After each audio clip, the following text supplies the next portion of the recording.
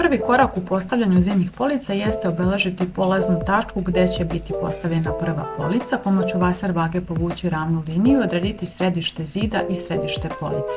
Ove dve tačke se prislanjaju jedna na drugu, zatim se obeležavaju mjesta na zidu gdje će se pušiti rupe, u njih ubaciti tiplove i pričvrstiti police za zid. Postupak ponoviti za sve ostale police.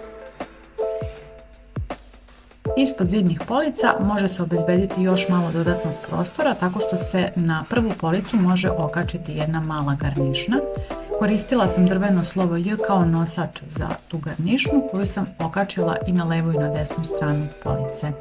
Ova garnišna je podesiva, dužine od 40 do 60 cm i zgodna je da se na nju okače krpe. Šarafe sam maskirala crnom akrelnom bojom i evo ih konačni rezultati.